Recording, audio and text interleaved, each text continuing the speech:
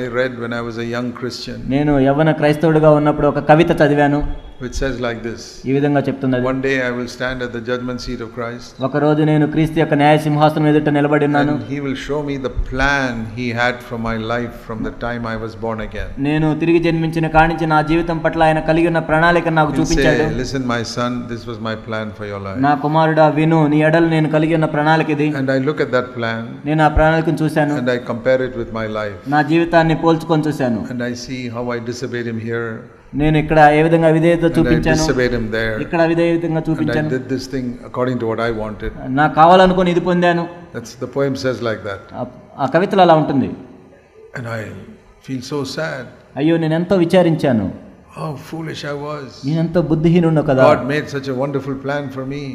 నా ఎడల దేవుడు అంత అద్భుతమైన ప్రణాళిక చేశాడు. I spoilt it by not listening to him. దేవుని మాటలు వినకుండా నేను పాడు చేసుకున్నానే. And now I am standing at the judgment seat of Christ. ఇప్పుడు క్రీస్తు యొక్క న్యాయ సింహాసనం మీద నిలబడి ఉన్నాను. And I feel so sad. నేను ఎంతో విచారంలో మునిగిపోయాను. I missed God's plan for my life. నా ఎడల దేవుని ప్రణాళిక నేను కోల్పోయాను. So he in the poem says, ఆ కవితలో ఈ విధంగా చెప్పబడింది. That judgment seat has not yet come. కానీ ఆ క్రీస్తు న్యాయ సింహాసనం ఇంకా రాలేదు. Still in the future. ఇంకా భవిష్యత్తులో ఉంది అది. So Lord, I've got a few more years left of my life. ఓ ప్రభువా, నా జీవితంలో ఇంకా కొన్ని సంవత్సరాలు మిగిలే ఉన్నాయి. So many years I wasted. అనేక సంవత్సరాలు వ్యర్థం చేశాను ఇప్పటికే. Now the rest of my life, ఇప్పుడు నా మిగిలిన జీవితం, even if you got 10 more years, 10 సంవత్సరాలు ఉన్నా సరే, or 20 years, 20 సంవత్సరాలు ఉన్నా సరే, okay, you wasted 50 years. సరే నువ్వు 50 సంవత్సరాలు వ్యర్థం చేశావు. Lord, whatever is left, ఓ ప్రభువా, ఏదైతే మిగిలిందో please help me to do something at least with the rest of my life. ఓ ప్రభువా, దయచేసి మిగిలిన జీవితం అంతా నీ కోసం ఏదో చేయడానికి సహాయం చేయండి. Years that are left, I give them to your hand. ఓ ప్రభువా, ఆ మిగిలిన జీవితం నీ చేతుల్లో పెడుతున్నాను. Break me and mold me. ఓ ప్రభువా, నన్ను విరగొట్టండి, మీకు అనుగుణంగా మార్చండి. Make me more Christ-like. క్రీస్తు వలె నన్ను మార్చండి. That at least the remaining 20 years of my life I will do something. కనీసం మిగిలిన 20 సంవత్సరాలైనా ఏదో ఒకటి చేస్తాను మీకోసం. If you can do that, మీరు ఆ విధంగా చేయగలిగినట్లయితే, at least the rest of your life you can do something for God. కనీసం మీ జీవితంలో మిగిలిన సంవత్సరాలైనా దేవుని కోసం ఏదైనా చేయొచ్చు. And those of you who are 17, 18 or 20 years old, ఎవరైతే 17, 18, 20 సంవత్సరాల వయసులో ఉన్నారో, you are so blessed to hear this message at this age. ఈ వయస్సులో ఈ వర్తమానం వినటం అనేది మీరు ఎంతో ధన్యులు. I am so happy that I understood God's plan when I was 20 years old. నాకు 20 సంవత్సరాల వయసు ఉన్నప్పుడే దేవుని యొక్క ప్రణాళిక నేను అర్థం చేసుకున్నాను. దాన్ని బట్టి ఎంతో సంతోషించాను. Not when I was 45. నాకు 45 వచ్చినప్పుడు కాదు. If I had done that, I would have married the wrong person. ఒకవేళ అప్పుడు నాకు అర్థమైనట్లయితే నేను వేరే వ్యక్తిని పెళ్లి చేసుకునేవాడిని. I would have been wasting my life somewhere else. నా జీవితాన్ని ఎక్కడో పాడు చేసుకునేవాడిని. I'm so happy that when I was 20 itself, I knew God has got a plan for my life. నాకు 20 సంవత్సరాల వయసు ఉన్నప్పుడే దేవుడు నా ఎడల ప్రణాళిక కలిగి ఉన్నాడని నేను తెలుసుకున్నాను. You young people, don't miss God's plan for your life. యవ్వనస్తులారా, దేవుడు మీ కొరకు కలిగిన ప్రణాళికను కోల్పోవద్దు. The devil is determined to mess up your life. ఎందుకంటే అపవాది నీ జీవితాన్ని పాడు చేయాలని నిశ్చయించుకున్నాడు. So be watchful, be watchful. కాబట్టి మెలకువగా ఉండండి. How easily he can make you slip. కాబట్టి నువ్వు ఎంత సులభంగా నిన్ను పడేయటానికి ప్రయత్నిస్తాడు కదా. Go astray. కాబట్టి నువ్వు తప్పుడు మార్గంలో వెళ్ళేటట్టు చేస్తాడు. God brings across your path godly men to guide you. కాబట్టి దైవ జనులని నీ మార్గంలోనికి తీసుకొని వస్తాడు నిన్ను నడిపించడానికి. See Demas. దేమాను మనం చూసినట్లయితే, Demas was one of Paul's co-workers. దేమా పౌలు యొక్క సహ పనివాడు. See Colossians. కొలస్సీయులకు రాసిన పత్రిక, you read in Colossians and chapter 4. కొలస్సీయులకు రాసిన పత్రిక 4వ అధ్యాయం. About Demas who was his co-worker. తన సహ పనివాడైన దేమా గురించి రాస్తూ ఉన్నాడు. He had many co-workers. పౌలుతో సహ పనివారు ఎంతమంది ఉన్నారు? One of them, verse 14, chapter 4, verse 14. కొలస్సీ 4:14. Luke, the beloved physician, sends you greetings, also Demas. లోకాను ప్రియుడైన వైద్యుడును దేమాయు మీకు వందనములు చెప్పుచున్నారు. He was one of his co-workers. పౌలుతో కలిసి పనిచేసిన వ్యక్తి దేమా. And in other place also he speaks about him. ఇంకో చోట కూడా దేమా గురించి చెప్పాడు పౌలు. Demas, my co-worker. నా తోటి పనివాడైన దేమా. You see in Philemon. ఫిలెమోనులో మనం చూస్తాము. Philemon is just before Hebrews. హెబ్రీయుల కంటే ముందు ఫిలెమోను ఉంటుంది. Verse 24. 24. Demas, Luke, my fellow workers. దేమా లోక వందనములు చెప్తున్నారు, నా తోటి పనివారు. They were co-workers in Paul's team. పౌలు యొక్క జట్టులో కలిసి పనిచేసిన వారు What a wonderful thing to be in Paul's team.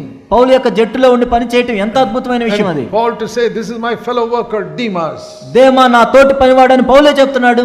What a wonderful life he could have lived. ఎంత అద్భుతమైన జీవితాన్ని ఆయన జీవించగలిగేవాడే కదా. But కానీ after some years, కొన్ని సంవత్సరాల తర్వాత 2 Timothy 4 verse 10, 2 తిమోతి 4:10లో మనం చూసినట్లయితే he says, Demas has loved this present world, has deserted me and gone to Thessalonica. దేమా ఇహలోకమును స్నేహించి నన్ను విడిచి తెస్సలోనికకు వెళ్ళెను.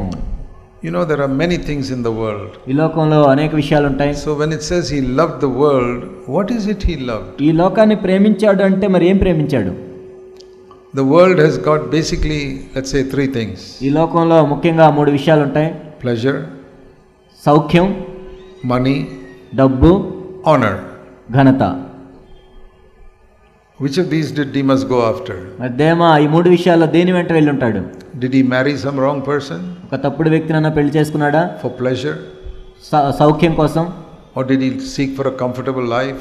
లేకపోతే సౌకర్యమైన జీవితం జీవించడానికి చూస్తున్నాడా? This going with Paul and all is very uncomfortable. లేకపోతే పౌలుతో వెళ్ళటం ఎంతో అసౌకర్యంగా ఉంటుంది. Or did he go after money? లేకపోతే డబ్బు వెంట పరిగెత్తాడా?